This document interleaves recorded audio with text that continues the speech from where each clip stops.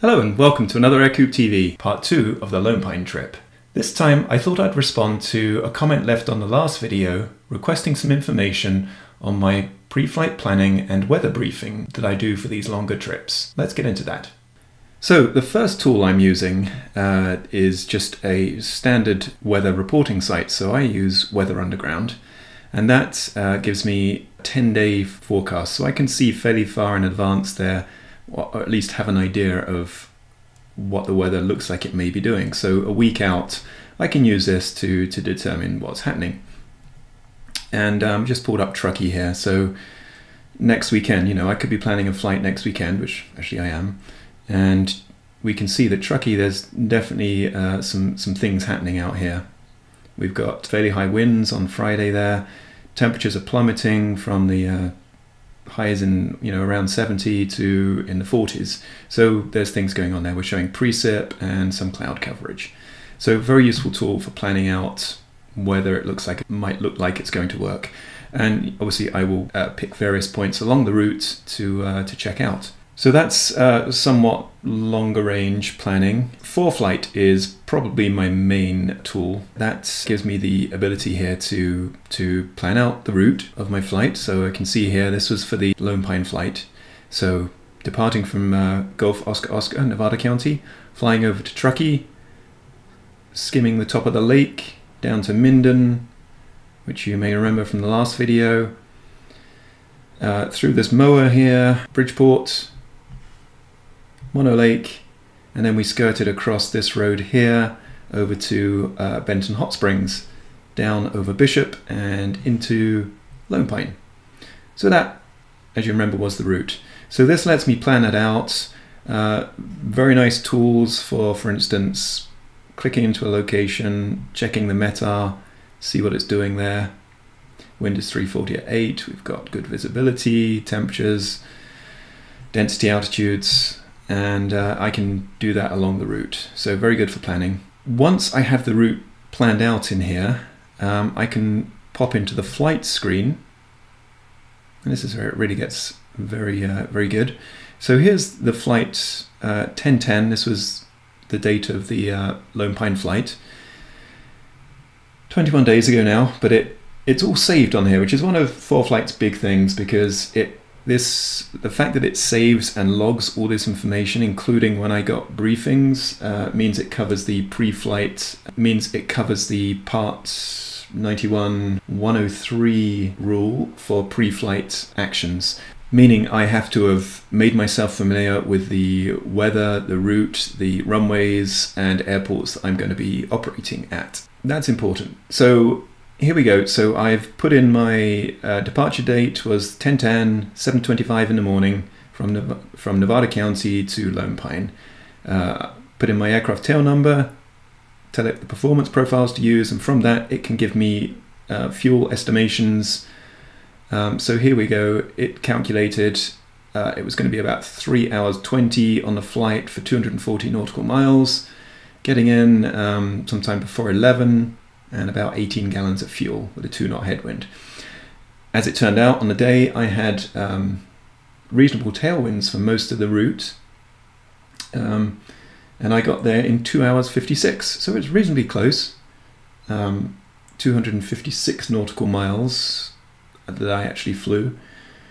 And just FYI, I actually put in 13 gallons into the aircraft once I got to LonePine from full at Nevada County, and that worked out to be about 4.5 gallons per hour, which is about normal for my relatively high altitude flights, which this was.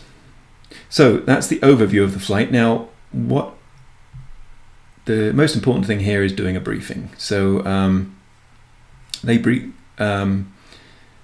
this up into a number of things. So we've got adverse conditions. So they take us through any TFRs that may be near our route. They show us a chart, a map here with our route in magenta. So we can see just below, just near Porterville here, there is a TFR for firefighting, which is active during the passing time I'm going through, and a bunch of other ones here. But none of these were actually on the route. They were kind of over the mountains and to the north of me. And there's my standard one at Beale I have to deal with, Beale Air Force Base. So that's the TFRs, very useful. Did come up with some air mets here, not particularly relevant for me because that was on the coast, we were inland. However, mountain obscurations, this was actually quite useful because it did tell me that there was mountains obscured by FU, smoke. Good information there. Now, next thing, I'll pop down to the surface analysis chart here. So we're looking for close together isobars, which would show a lot of activity. Precip would show on here, and fronts. So my route of flight was just down the edge of California, basically here. So really nothing to worry about here. Little low pressure area here, and this trough, but nothing significant for me to worry about from that surface analysis. So then it will give me an overview here of the METARs along the route. So this is showing a lot of nice greens, VFR, where we're seeing, you know, Truckee here is showing no wind, 10 miles visibility, Minden, a little bit of wind, decent visibility, until we get down to Mammoth when it was showing 7 miles visibility. So visibility was dropping, which was what we actually saw, right, with the smoke. And Bishop, no forecast at LonePine, so Bishop was the closest. Sorry, no METARs there. Forecasts, TAFs, again, brings them all in and tells us, gives us a nice good overview there of whether we've got any not so good areas. So Mammoth stands out there, which was correct. And it's nice, it shows you as the time progresses, it uses the correct TAF. Wind charts, overview of wind barbs, not sure what level that's, what is that? Oh yes, that's our projected flight level, 8,500, showing a slight headwinds. Winds aloft table is quite useful, 8,500, our filed height, showing some significant winds as we go up to Truckee there behind us, which is what we saw, and then much lower winds as we get down the valley, which was really pretty good. NOTAMs, obviously very important. Departure airports, NOTAMs, nothing bad there.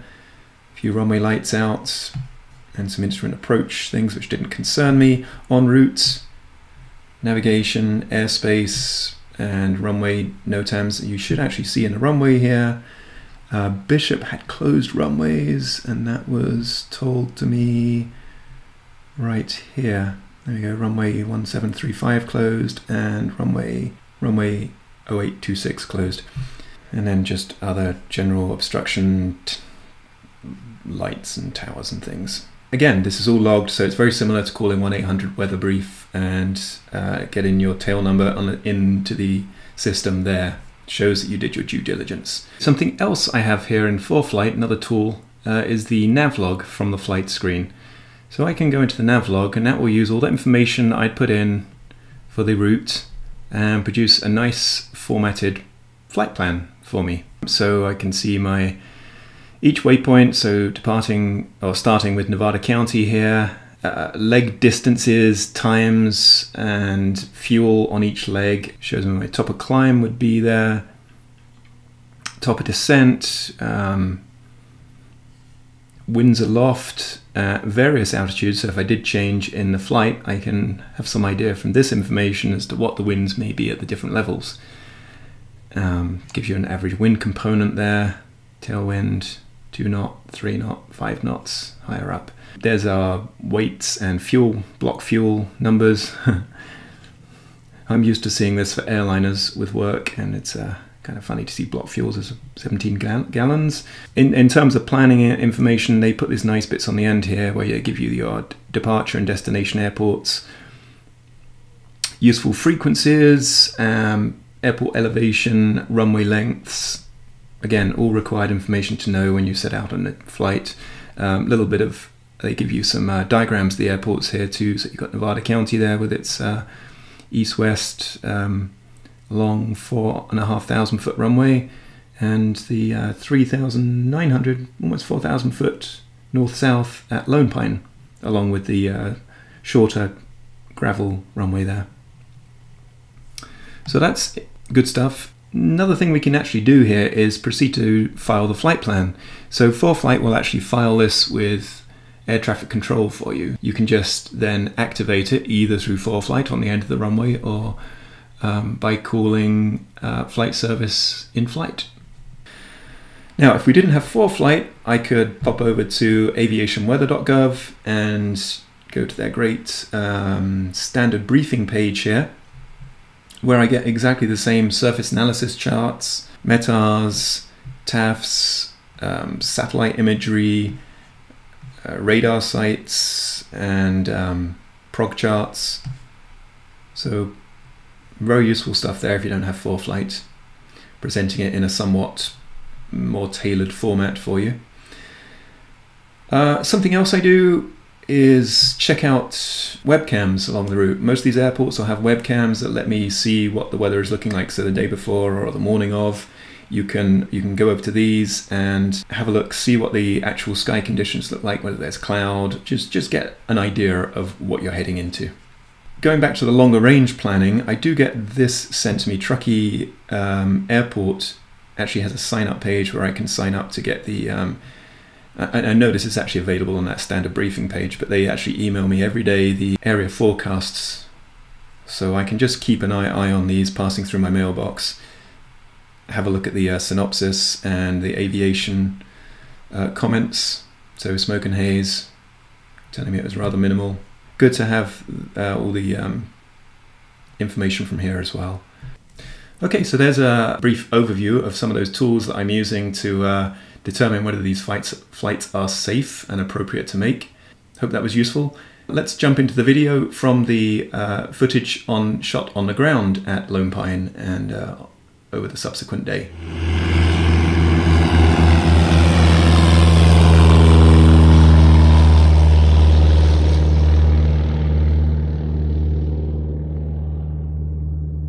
There goes Jeff, and maybe Julian.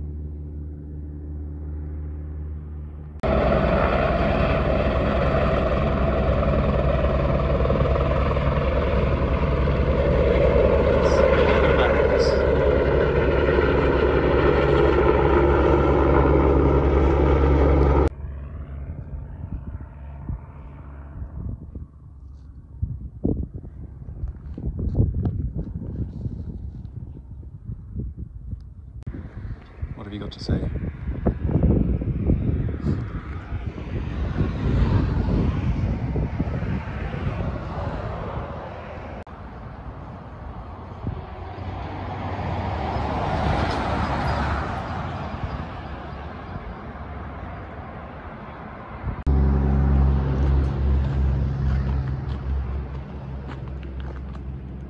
Okay, got the tent set up.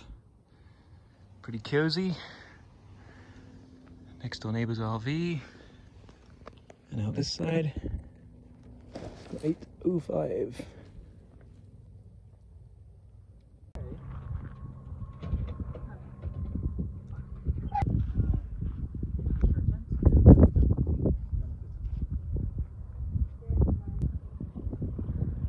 There's my ladder. Nice. 3-pointer.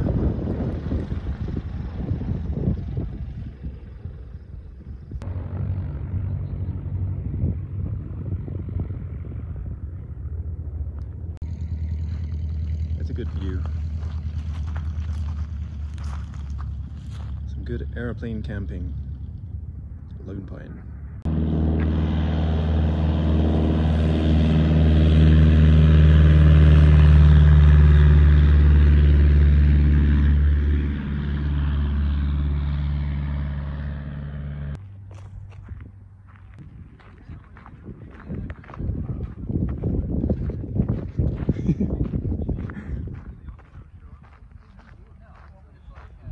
Hello.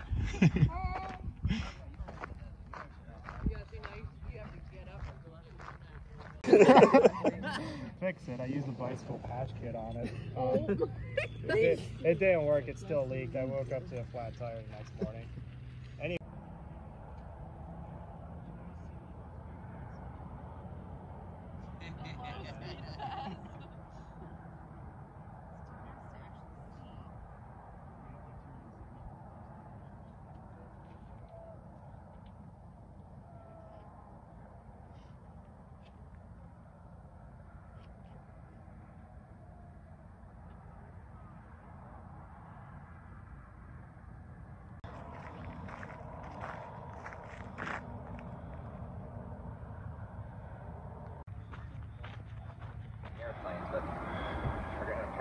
weather-wise tomorrow.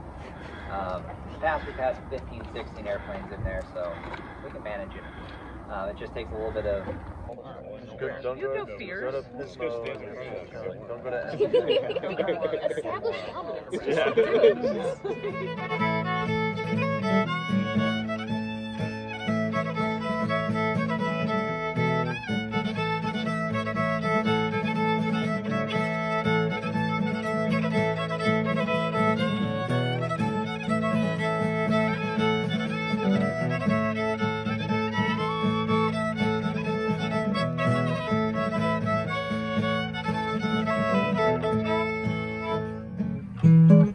Nunca cicatriza, a menos amenizado,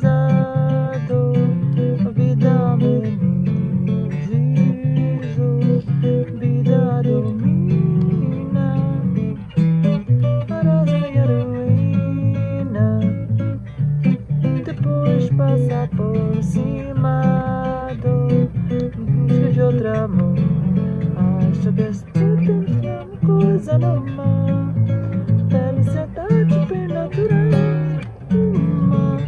qualquer uma, a menos bem tu encontra carnaval, a menos uma, qualquer uma, os que também não faz amor, amor, meu coração precisa.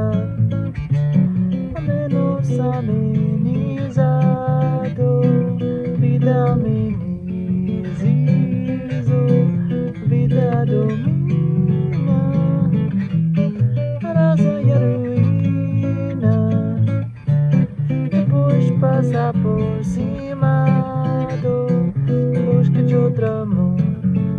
Acho que estou pedindo uma coisa normal, felicidade bem natural. Qualquer uma, a menos pelo tudo encontra carnaval, a menos uma, qualquer uma, mas que também não faz bem, não faz mal, mas que também não faz bem, não faz mal, mas que também não faz bem, não faz mal.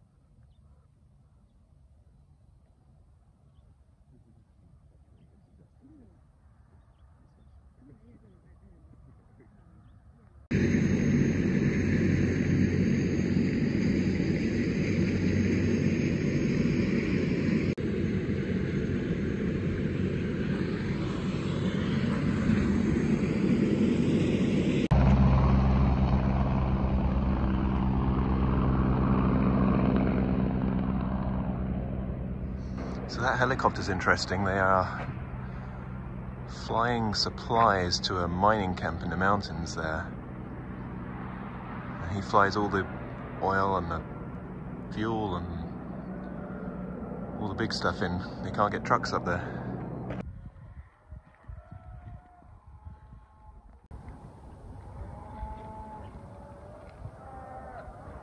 Can you hear the cows? They were so loud last night.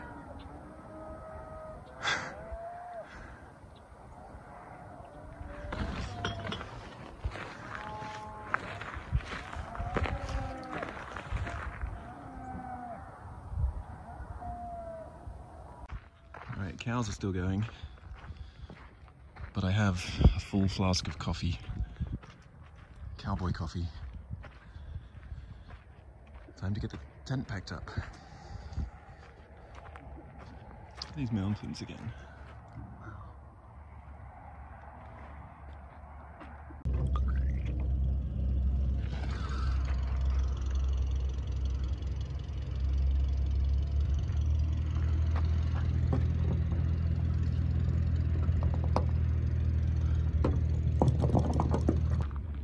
Well, that was cool. I spoke to the guys with the helicopter. I gave them my leftover beers, and they gave me this as their company. Is it Midnight Sun Drilling? And they're prospecting for gold up there. So they're if they've got having to take the helicopter up there because there's no roads, how do they get the stuff out? But they're not actually producing anything yet. It's just prospecting. So, prospecting for gold still happens here. Alright, pick up these last few bottles. And I think we're loaded. Okay, thank you for watching. I hope you enjoyed that little taste of what the flying experience was like. Next time we'll get back in the air and on to Bridgeport. Until then, keep subscribing, keep liking and commenting on the videos. Thank you very much. Bye bye.